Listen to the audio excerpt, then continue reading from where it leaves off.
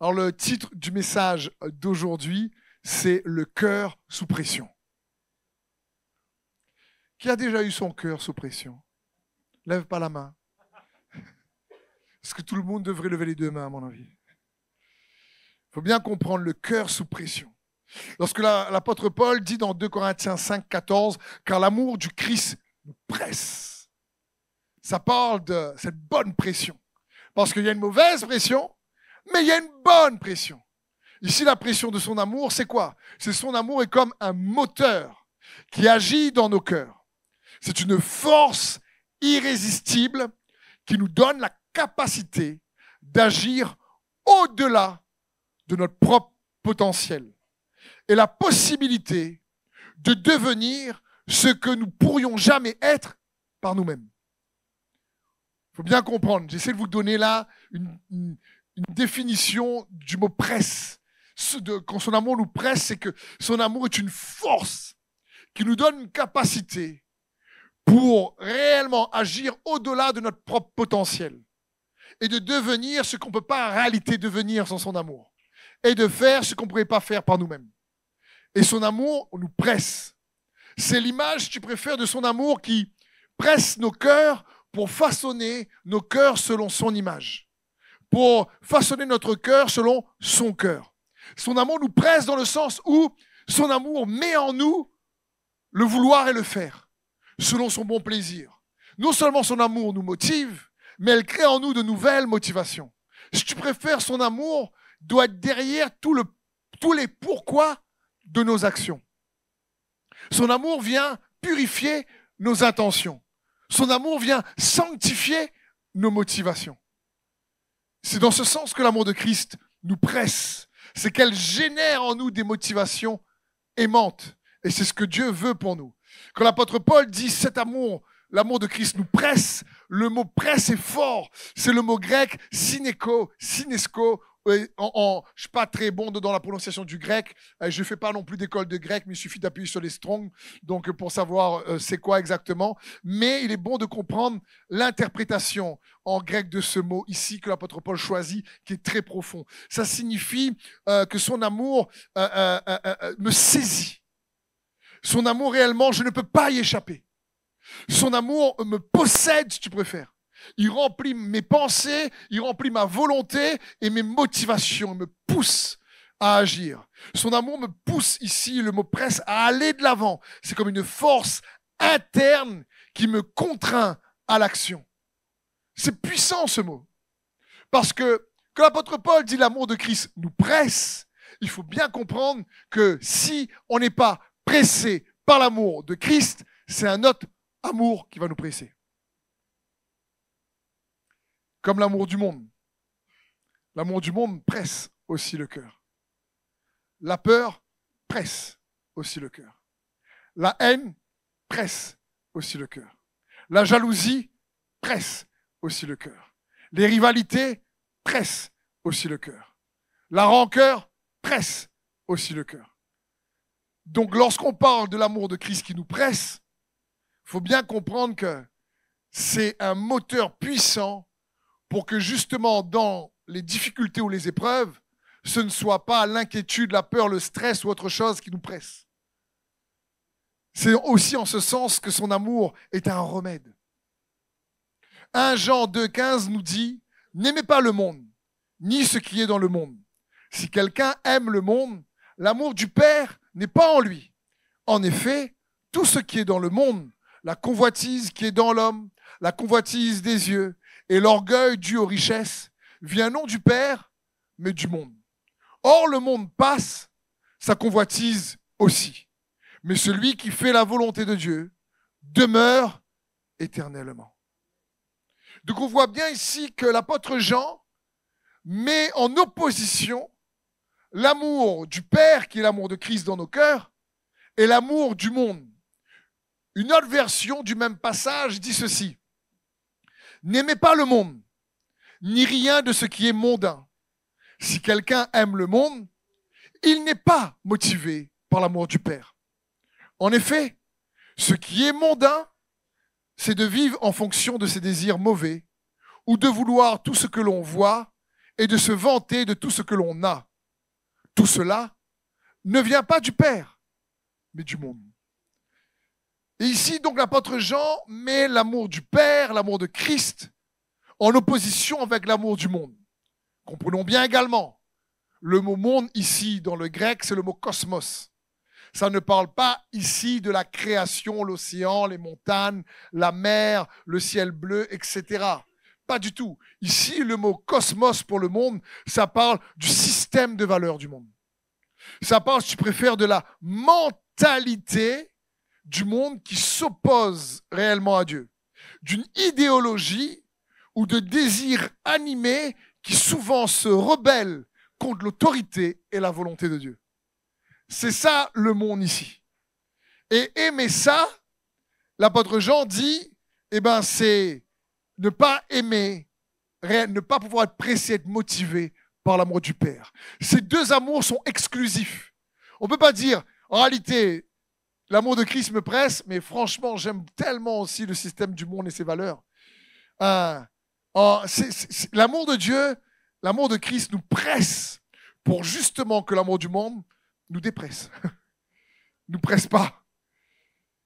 L'amour de Christ, c'est un amour qui libère. L'amour du monde est un amour qui oppresse. L'amour de Christ, c'est un amour qui satisfait. L'amour du monde est un amour qui n'est jamais satisfait. Toujours plus.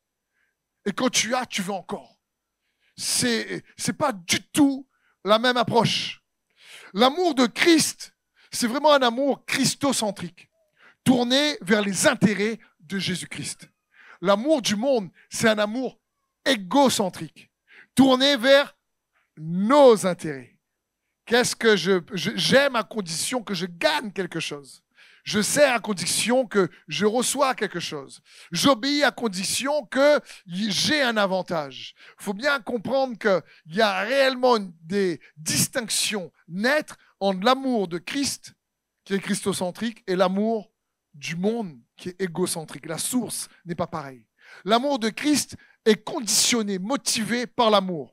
L'amour du monde est conditionné, motivé en réalité par la peur du manque, de manquer, de ne pas être aussi à la même hauteur que les autres, d'être rejeté. Il y a une peur quelque part. Le moi va être attaqué par une peur et cette peur va presser le cœur et cette peur va être une motivation pour passer à l'action. Et être conduit par la peur, c'est jamais idéal.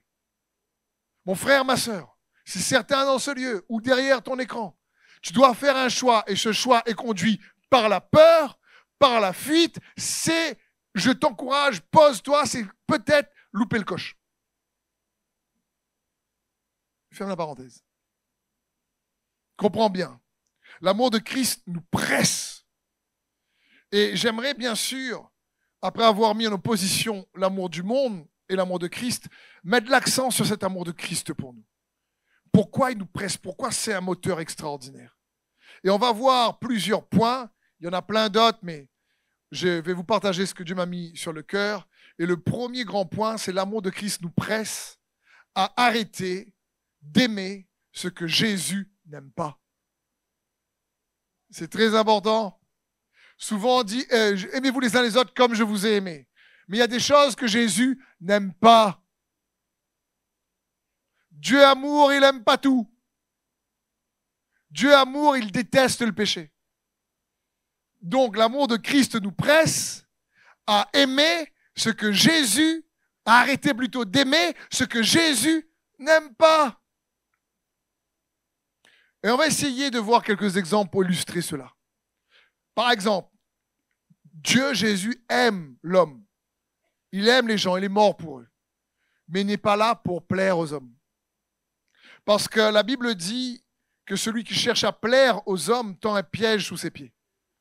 Parce que souvent on cherche à plaire aux autres parce qu'on a peur de les déplaire. Et si on les déplaît, on a peur d'être rejeté. Et si on les déplaît, on a peur d'être mal aimé. Et donc on fait des choses soi-disant par amour, mais pour être accepté, parce qu'on n'a pas envie d'être rejeté. Et du coup, on aime d'une manière qui n'est pas saine. Proverbe 29, 25 nous dit « La crainte des hommes tend un piège ». Parfois, on a même peur de dire peut-être non, parce qu'on ne préfère pas. Imaginons, Je prends un exemple. On fait une audition pour le groupe de louanges. Et là, tu as quelqu'un qui vient auditionner avec sa voix. Et donc, le groupe de louanges est là. Et il a une belle voix ou elle a une belle voix, ça passe. Mais on sent que les responsables qui ont plus d'expérience sentent qu'il y a un peu peut-être de manque de maturité ou le style ne peut-être convient pas à la dynamique de l'Église, etc. Quelque chose il y a un manque. Mais le responsable de louange réellement aime la personne qui est en train de chanter. Et du coup, au lieu de lui dire, écoute, peut-être encore, c'est vraiment, merci pour ta passion, merci pour ton audition, mais peut-être il faut encore travailler, va lui dire, quand son camarade va lui dire, alors, comment c'était mon audition? Il va dire, c'est bien, tu chantes bien, c'est combien de temps que tu t'entraînes? 2 semaines. Ah, ça se voit. Mais ça se voit, ça se voit. Et du coup, parfois, par exemple, au lieu de dire à la personne, écoute, c'est super ta passion, mais je crois que pour ta propre progression, je peux t'aider à te donner quelques coachs pour la voix, pour te parfaire. Continue, on verra la prochaine fois, mais tu n'es pas prêt. Parfois, pour ne pas déplaire, ou si tu préfères, par peur de déplaire, par peur de comment la personne va réagir si on lui dit la vérité, alors on aime d'une mauvaise manière. Et ça, Jésus n'aime pas.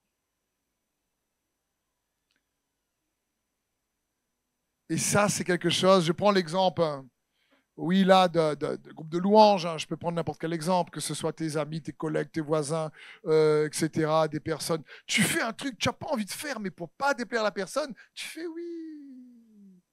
Et puis dans le cœur, dis, nerve à moi. Nerve à moi. Ça, mon frère, ma soeur, l'amour de Christ nous presse. Il nous presse à quoi? À arrêter d'aimer ce que Jésus n'aime pas.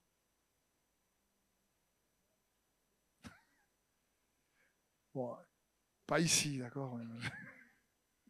En réalité, on a tous déjà fait ça, d'accord? Donc, personne ne se sente coupable. Mais on a tous des personnes qu'on ne veut pas déplaire parce que si on dit la vérité, comment on va réagir? Est-ce qu'ils sont toujours invités à moi manger?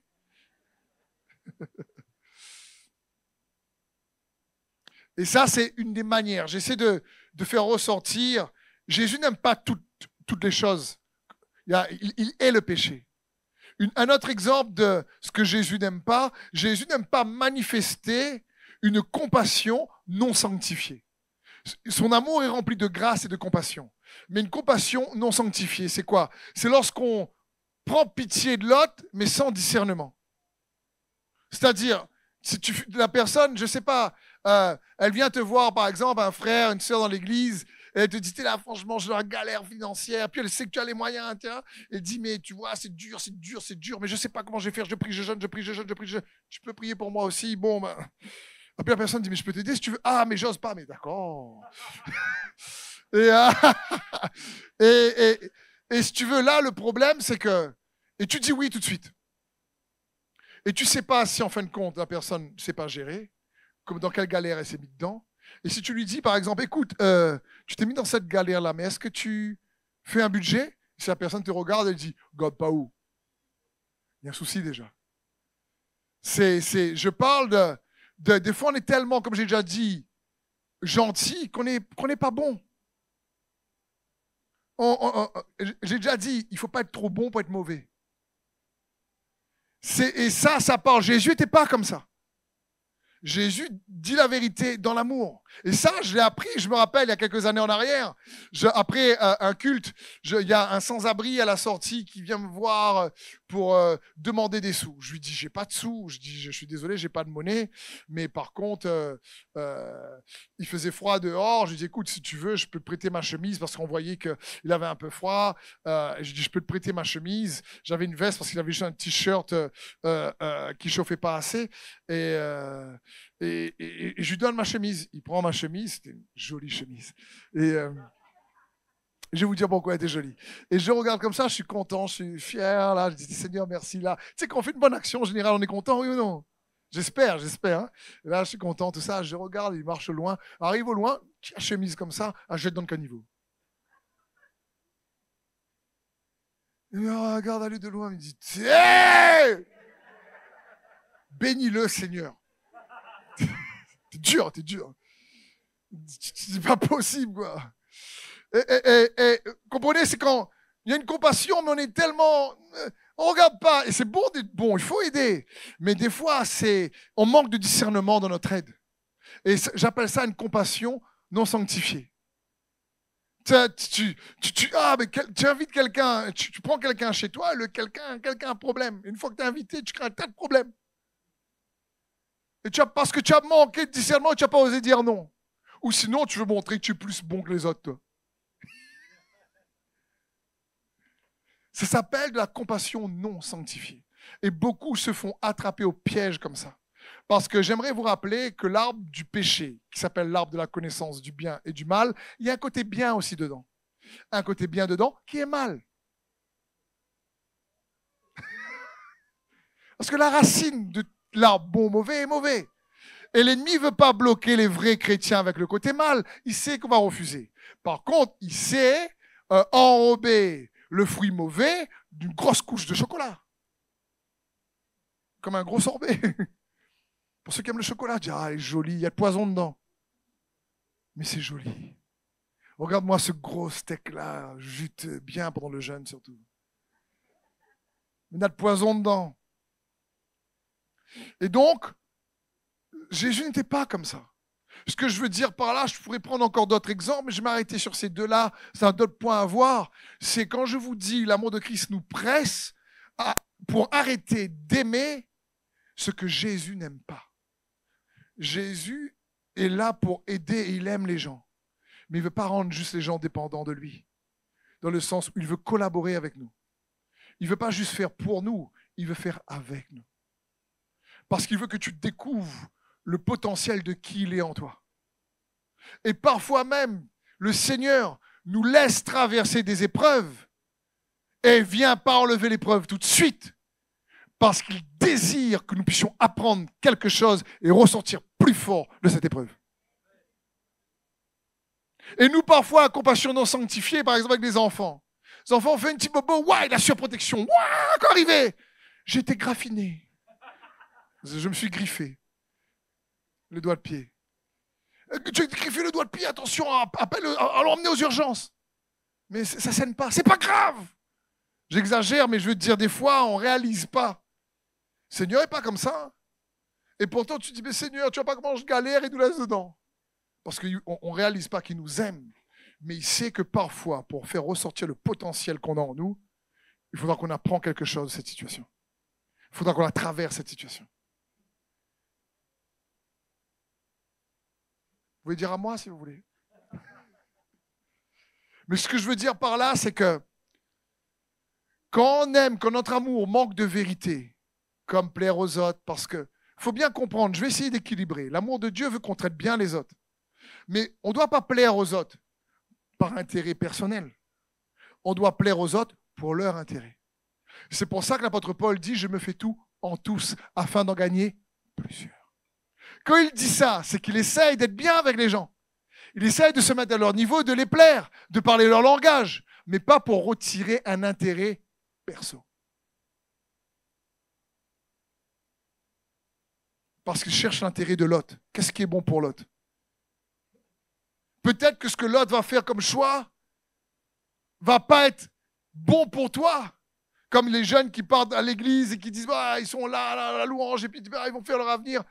Mais c'est bon pour eux. Peut-être moins bon pour le groupe de louange, mais bon pour eux. C'est dans ce sens que l'amour de Christ nous presse à arrêter d'aimer ce que Jésus n'aime pas. Et ce que Jésus n'aime pas, c'est lorsque l'amour manque de vérité.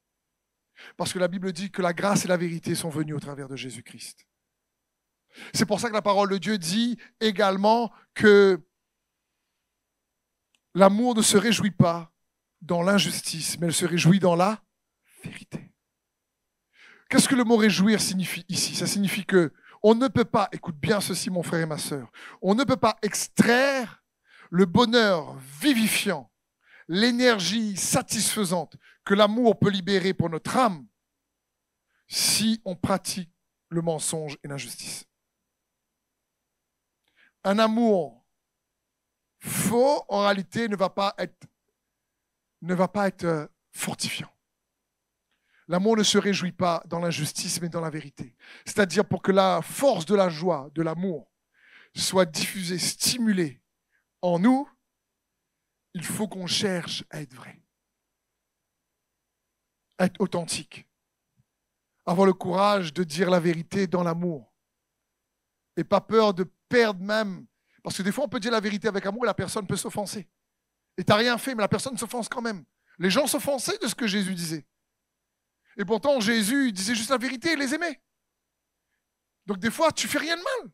Mais comme tu sais que la personne peut s'offenser, tu dis, ah, vaut mieux pas midi là. Et c'est dommage. Alors on bloque l'amour. L'amour ne peut pas être libéré. La substance que cet amour pour nous fortifier. L'amour de Christ nous presse.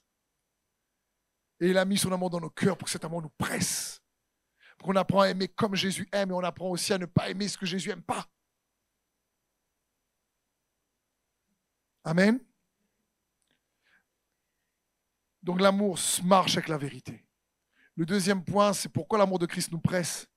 L'amour de Christ nous presse à activer une réciprocité. Pourquoi? On a déjà un peu parlé, mais j'aimerais mettre l'accent dessus. Vraiment, cet amour doit activer une réciprocité. Bien-aimé, nous l'aimons parce qu'il nous a aimé le premier. C'est-à-dire l'amour de Dieu a besoin d'une réponse, a besoin d'un retour. Et le retour ne change pas Dieu. Dieu ne nous aime pas plus ou moins qu'on réponde ou pas. Écoute bien ceci.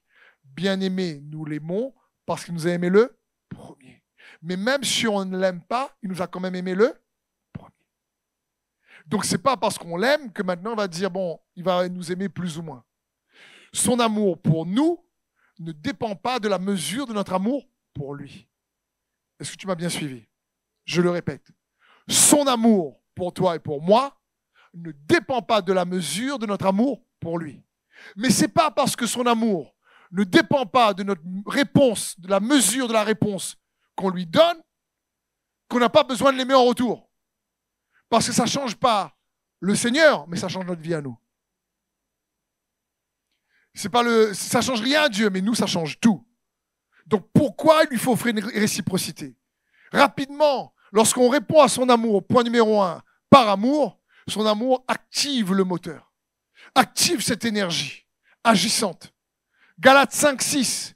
Pour celui qui est uni à Jésus-Christ, être circoncis ou ne pas l'être n'a pas d'importance. Ce qui importe, c'est la foi qui agit par l'amour. Dis avec moi, s'il te plaît, agis. Ça part d'une foi agissante, en action. C'est la foi qui agit par l'amour. On prenons cet exemple de la femme samaritaine. Connaissez pour la plupart cette histoire.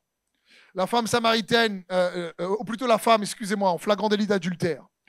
Elle est prise en flagrant délit d'adultère. À chaque fois que je lis ça, je suis toujours étonné parce qu'elle est en flagrant délit, mais le gars n'est pas là. Soit le gars t'écoute vite, soit le gars avait un piston. Le gars avait un piston dedans les pharisiens, là. Je ne sais pas si c'était le fils d'un pharisien, mais des cachettes à lui. Bref. Bon, on voit que la femme. Et il l'emmène devant Jésus pour le piéger. Et ils disent à Jésus, voilà, la loi de Moïse dit qu'on doit lapider les personnes qui ont été prises en flagrant délit d'adultère. Toi, qu'est-ce que tu dis? Et vous savez ce que Jésus dit? Jésus dit, écoute, celui qui n'a jamais péché parmi vous, lui jette la première pierre. Il se met à écrire par terre. Et dans ce silence, chacun se sent accusé par lui-même parce qu'il sait qu'il a lui-même péché et chacun se retire un à un. Un moment après, Jésus relève la tête et dit à la femme, où sont tes accusateurs? Et elle lui dit, ils sont tous partis. Alors Jésus lui répond, mais moi aussi je ne te condamne pas, va et ne pêche plus. L'ordre est très important. Jésus lui dit pas, ne pêche plus et va, ou écoute, tu tu as fait n'importe quoi. Maintenant, tu as intérêt d'arrêter si tu veux que je t'aime. Jésus lui dit pas, ne pêche plus pour que je t'aime. Jésus lui démontre l'amour et ensuite, il sait que l'amour qu'elle va recevoir par la grâce qu'il lui accorde va lui donner la force de ne plus pécher. Me suivez-vous? C'est pas pareil. Il lui dit d'abord, va, et ensuite ne pêche plus. Il dit d'abord, mais moi aussi, je ne te condamne pas. Va et ne pêche plus. Donc Jésus voulait manifester l'amour au travers de l'expression de sa grâce qui n'amène pas à la condamnation, afin que cet amour affermisse son cœur et soit un moteur, une force qui lui permet de dompter le péché qu'elle n'arrivait pas par ses propres efforts.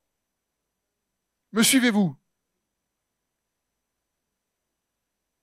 C'est dans ce sens que la foi est agissante par l'amour. Hébreux 13, 9 nous dit « Il est bon que le cœur soit affermi par grâce ». Il est bon que le cœur soit affermi, consolidé, fortifié, empuissancé par l'expression de cet amour qui s'appelle la grâce. Parce que c'est ça qui fait la différence.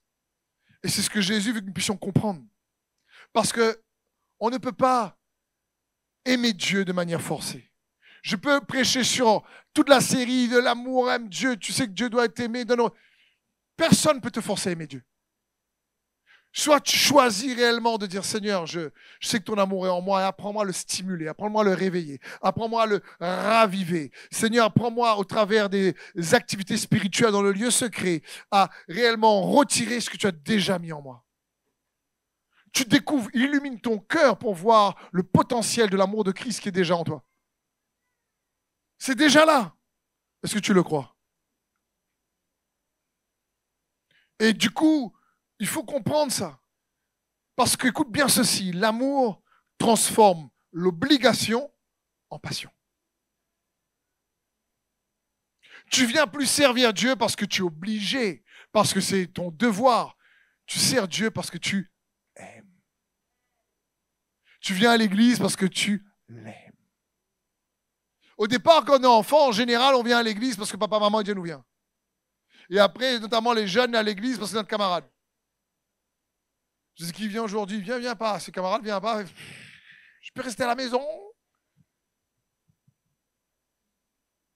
Mais quand on grandit, ce que Dieu veut, c'est que l'amour dans nos cœurs qu'il a mis transforme l'obligation en passion.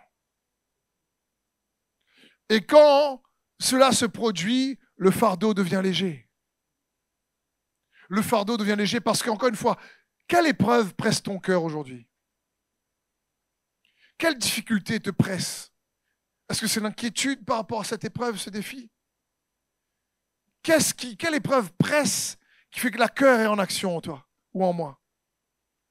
Et le but de ce message, c'est de t'encourager, m'encourager, nous encourager à réaliser que ce que Dieu veut, c'est que ce soit son amour qui nous presse.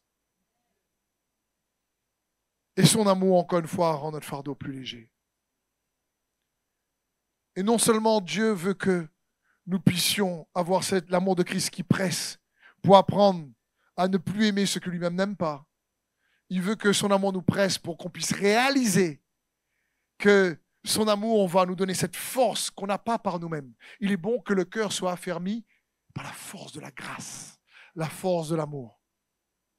Mais aussi pourquoi son amour nous presse? Parce que lorsqu'on répond à son amour par amour, son amour nous perfectionne. Le point numéro 2. Son amour nous perfectionne. Pas dans le sens de devenir perfectionniste, pas du tout. Dans le sens de devenir mature. Comprenons bien ceci. Mon frère et ma sœur, que j'aime de l'amour de Christ, écoute bien ceci. Comme je vous le dis toujours, c'est valable pour toi comme pour moi. Et on est tous en formation. Amen. Il faut faire une nette distinction entre être sauvé par la foi et être perfectionné par l'amour. On peut croire en Jésus et avoir la vie éternelle, et le juste vivra par la foi, mais c'est une autre chose d'être perfectionné par son amour. d'être transformés par l'amour agissant en nous. Son amour accomplit beaucoup. C'est pour ça que l'apôtre Paul va dire, la lettre tue, mais l'amour édifie. L'amour. Ailleurs, il dit la lettre tue, l'esprit édifie. Mais à autre endroit, il dit c'est l'amour qui édifie. C'est cet amour-là qui nous perfectionne sur le faire. La Bible dit, si je n'ai pas l'amour, je peux avoir la foi pour déplacer les montagnes. Cela me sert à rien.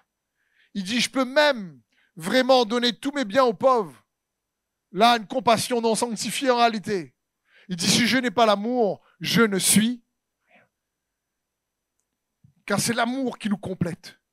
On a été créé, designé pour expérimenter, recevoir, demeurer, goûter à l'amour de Dieu. Il n'y a que son amour qui nous satisfait. Colossiens 3,14 nous dit ceci. Par-dessus tout cela, revêtez-vous de l'amour qui est le lien de la perfection. Une autre version va nous dire, car l'amour est suprême et doit transparaître à travers chacune de ses vertus. L'amour devient la marque de la véritable maturité. L'amour devient la marque de la véritable maturité. Encore une fois, pas l'amour émotionnel, sentimental, pas l'amour qui paraît faible, l'amour juste de la romance romantique. Ça parle d'un amour puissant et si fort. Ça parle de l'amour de Dieu.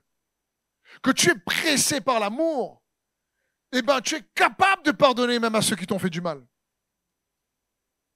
Quand tu es pressé par la haine ou la rancune, c'est difficile de pardonner.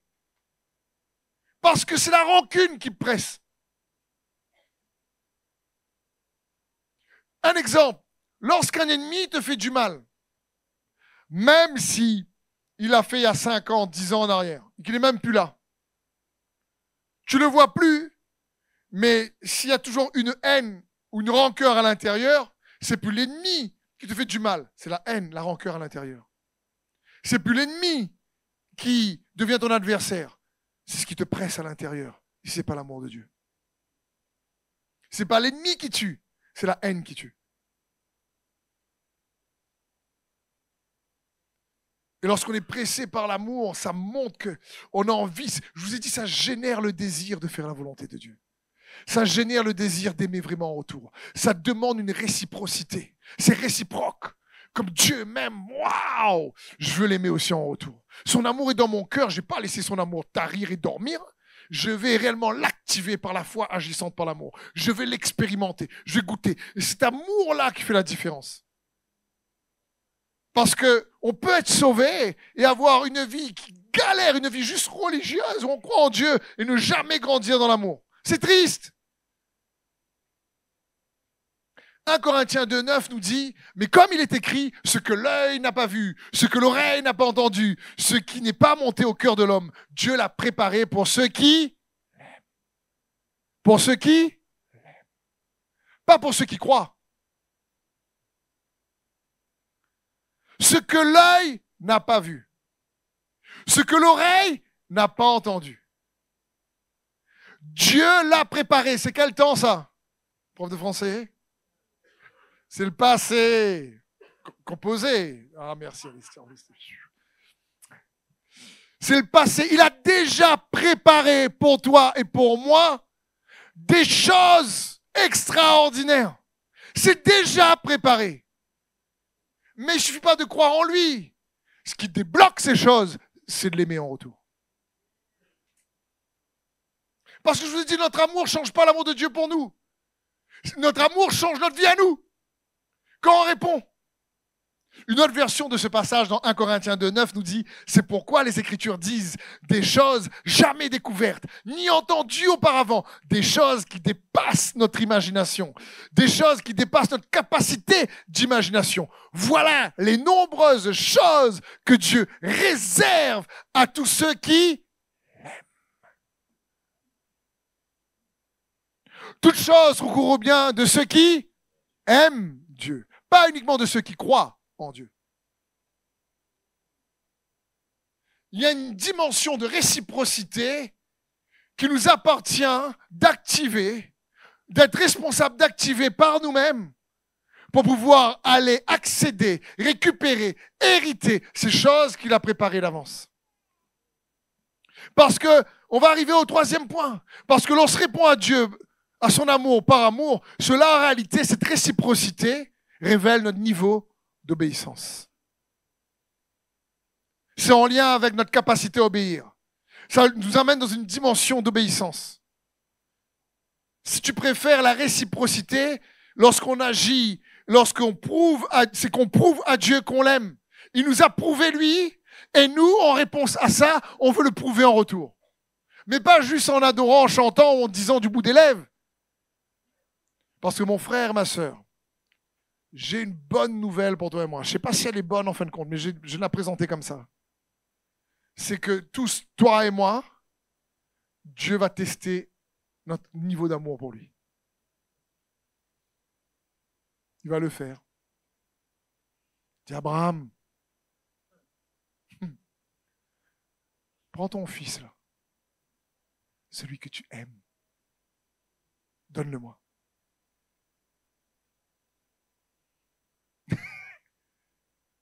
Moïse, oui Seigneur, je t'appelle à retourner en Égypte. Hein? Et Moïse fait blablabla, il n'a pas causé.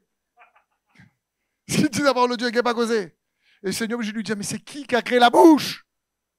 Ah Moïse, c'est toi, j'avais oublié, j'ai oublié. Seigneur, mais par contre, là, on n'a pas un camarade tout seul, les balles. Et Dieu dit à Moïse, t'inquiète pas, j'ai appelé ton frère aussi. Il va venir avec toi, Aaron. Dis Moïse, tu voulais fuir l'Égypte? Ah oui. Tu voulais pas confronter l'Égypte parce que tu n'aimes pas? Ah oui. Il voulait te tuer? Ah oui. Ben retourne. Hein?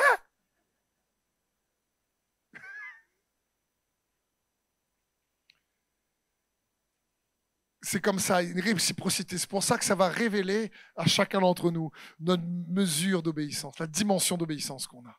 Lorsqu'on reçoit l'amour de Dieu, à la mesure dont on va lui répondre. Son amour implique en réalité l'obéissance. Son amour implique l'engagement.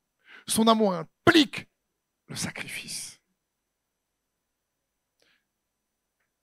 Je prends un exemple. Quand on a rencontré le Seigneur avec Sandrine, on était déjà ensemble.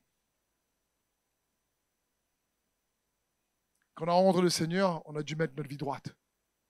Donc par amour, on va sacrifier les relations pour honorer le Seigneur. Si ce n'est pas l'amour, tu ne fais pas. Tu ne gagnes pas, trop dur.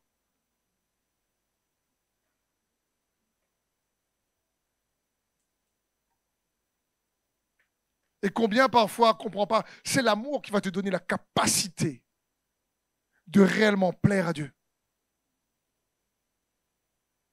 Ce n'est pas juste parce que papa, maman a dit.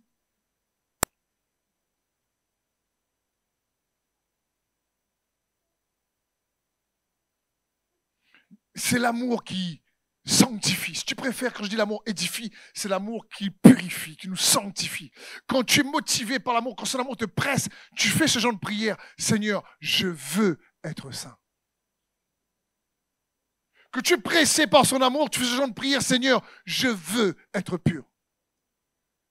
Seigneur, je veux aimer ce que tu aimes et je veux détester ce que tu détestes. Aide-moi. Sans ton amour, je n'y arriverai pas. Notre amour va être testé. Et encore une fois, Dieu est bon, ça n'a rien à voir avec la foi. Tu es sauvé, je suis sauvé, alléluia, amen. Mais pour les choses qu'il a préparées d'avance. Il a réservé pour ceux qui l'aiment. C'est pour ça que le roi David a atteint une dimension déjà dans l'Ancien Testament que très peu ont atteint.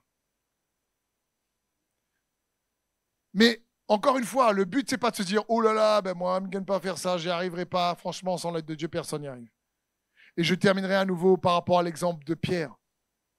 Pierre qui voulait montrer aux autres ô combien lui, il aime Jésus plus que tous les autres. Et vous savez un peu cette histoire, mais je vais l'amener d'une manière un peu différente aujourd'hui. Et Pierre qui dit à Jésus « Attends, peut-être que tu vas être crucifié, mais moi là, je te suivrai jusqu'au bout. » Et Jésus le regarde et dit, petit comique. Il n'a pas dit, mais il a pensé, je pense. Et Jésus lui dit, mais cette nuit même, tu vas me rogner 3 fois. Et le gars n'est pas bon. À Dieu le plaît, Seigneur. Comme c'est en train de dire à Jésus qui est la parole. Ah, on va tromper où là. Et la nuit arrive. Jésus emmené captif. On l'a fouetté. On l'a maltraité. Et Pierre a froid. Il va à côté du feu. Et là, une petite femme dit, tu es pas un de ses disciples, toi? Et il dit, ah, non, pas moi, Jean-Pierre. Ah, moi, non. Ah, moi, non, me pas. Et 3 fois, le gars va même jusqu'à jurer, dire des gros mots. Pour montrer que, attends, il n'est pas cause gras, lui. Et il faut bien comprendre, donc Pierre, après le coq chante, vous savez, il pleure. Mais ce même Pierre, à la fin de sa vie, est crucifié à l'envers. Le gars avait tellement, cette fois-ci, un amour mature dans son cœur, que quand on a voulu qu'il meure en martyr comme son Seigneur, il a dit, je ne suis pas digne. Je ne suis pas digne de mourir comme mon Seigneur. Mettez-moi à l'envers. Plus design.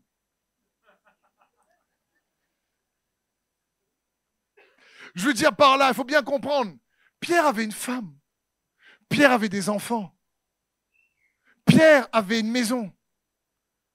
Il faut bien comprendre, il n'est pas en train de dire, oulala, avant de mourir, est-ce que j'ai prévenu à ma femme, passe-moi le téléphone pour à l'époque. Donc, il dit, écoute, j'ai vu signer papier d'héritage pour les enfants. Le gars n'a pas le temps, le gars pense même pas à sa mort. Il pense même pas à sa mort. Il pense juste à mourir, pas comme Jésus. Parce que si avant il avait rogné devant une petite femme 3 fois, ben c'est plus le cas là. Là, l'amour est devenu mature, le gars est dangereux. Là, le gars n'est pas en train de se dire, Seigneur, je ne sais pas comment faire, les gars. Attends, le fouet, il fait trop mal, poique pas. Il n'était même plus en train de parler de ça. Il pense l'éternité. Il pense la résurrection. Il est focalisé sur Jésus. Et pour lui, c'était même un honneur, vous imaginez?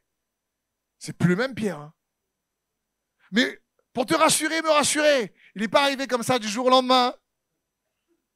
Tu devrais dire Amen. Parce qu'il faut bien comprendre, entre-temps, même entre-temps, après qu'il ait rogné 3 fois, même s'il a prêché une foule remplie du Saint-Esprit, un jour, quelques années après, il est en Antioche avec l'apôtre Paul. Et ils mangent ensemble des repas avec des chrétiens non juifs. Et là, Pierre partage le repas avec Paul et les chrétiens non juifs. Mais il arriva que ses camarades juifs, Jacques et d'autres, viennent les visiter également, les chrétiens juifs. Et là, quand Pierre les voit arriver, il arrête de manger avec les gars juifs parce qu'il n'a pas envie que Jacques le voie en train de manger avec des chrétiens non juifs. Paul l'a rendu. C'est dans Galate que vous voyez ça. L'apôtre Paul a dit, mais qu'est-ce que tu me fais là? Parce que là encore, qu'est-ce que fait Pierre? Il essaye de plaire. Parce qu'il a peur de déplaire. L'apôtre Pierre. Donc, sois rassuré. Ah, franchement, là, ça soulage, hein?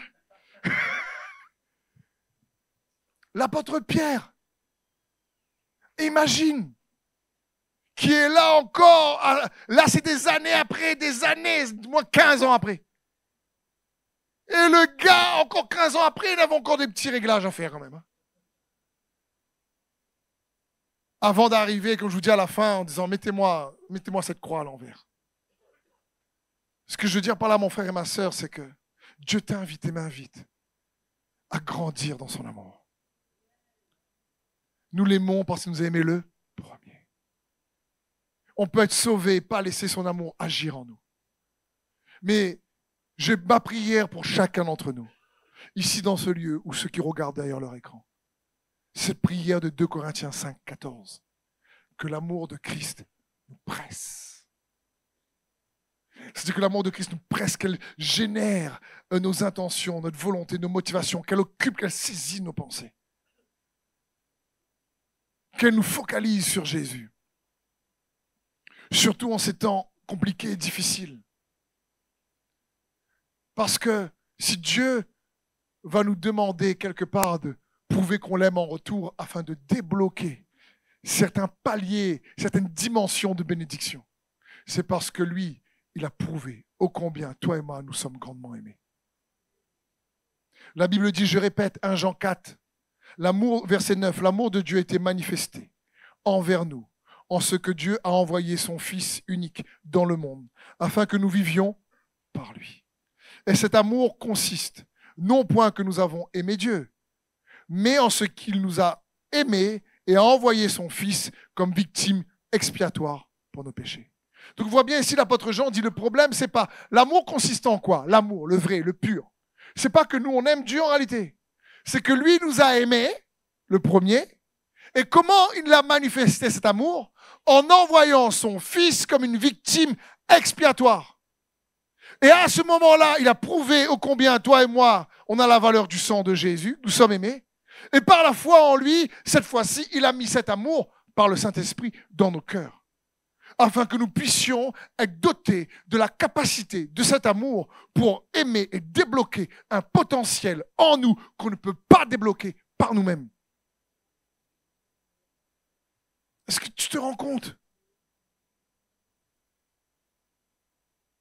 Et ça, Dieu nous l'offre.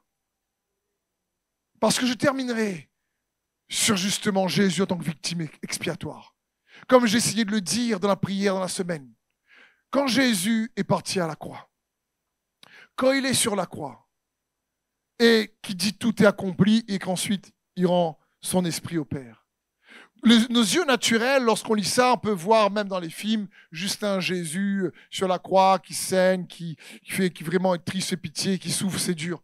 Mais mon frère, ma sœur, quand Jésus dit tout est accompli là, c'est un cri de victoire. C'est pas un cri de victime. Parce que qu'est-ce qui se passe, nous dit la parole de Dieu à ce moment-là?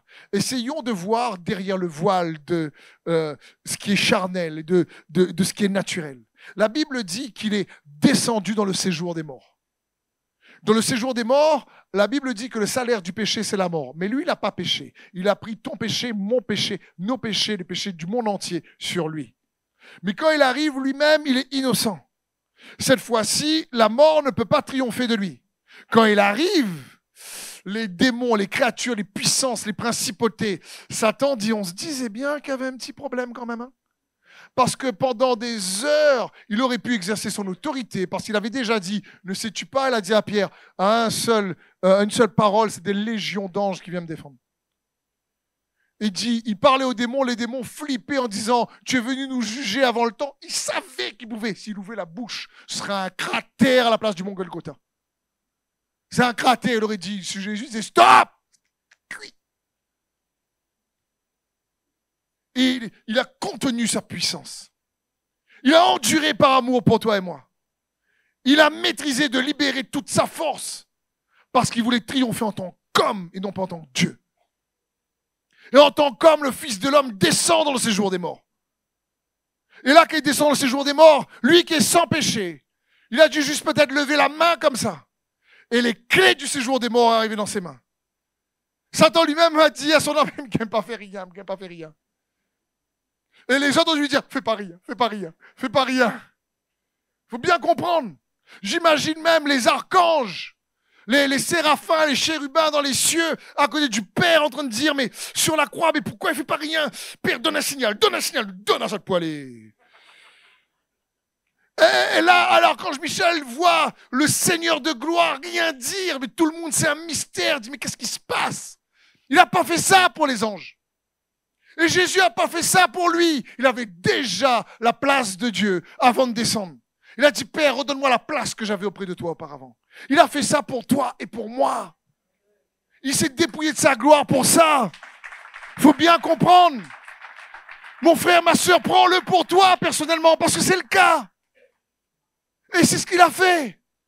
Et là, l'archange Michel, ils étaient là à regarder Jésus en train de se dire, mais rien. Et puis, tout est accompli. Puis là, il descend dans ses jours des morts. Et là, les démons, les puissances, les autorités, toutes les créatures de Dieu se sont dit, oh purée, la galère, on s'est fait avoir. On s'est fait avoir. Et Jésus les prend tous. Et il fait dérouler, il les met dans son cortège en spectacle tellement il les a mis raclés.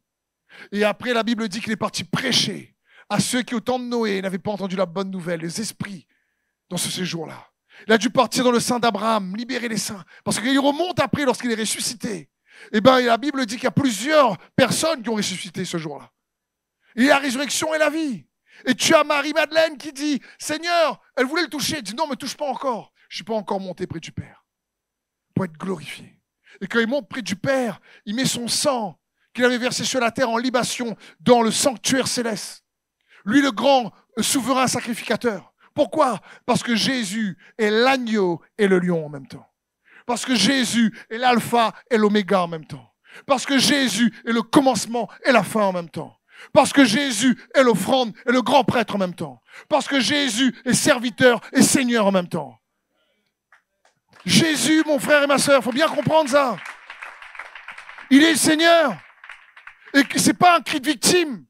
Et quand il monte dans les cieux, cette fois-ci, il s'assied à la droite du trône de Dieu. Et quand il monte en étant transformé avec un corps glorifié qu'il avait donné en guise de bande-annonce sur le mont de la Transfiguration, sur le mont des Oliviers, avec Pierre, Jacques et Jean, pour qu'ils aient comme un teaser à l'avance et qu'ils puissent témoigner de ce qui va nous arriver lorsqu'on réalise que Jésus est la résurrection et la vie. Celui qui croit en lui, Jésus dit, ne meurt pas. Parce que l'amour s'est fait de chair. Il a juste été crucifié par amour pour toi et moi. Pour qu'on réalise qu'il nous aime et qu'on reçoive. Et que cet amour produit en nous une réciprocité. Que cet amour nous presse. Parce que tu réalises ô combien le merveilleux Seigneur Jésus t'aime.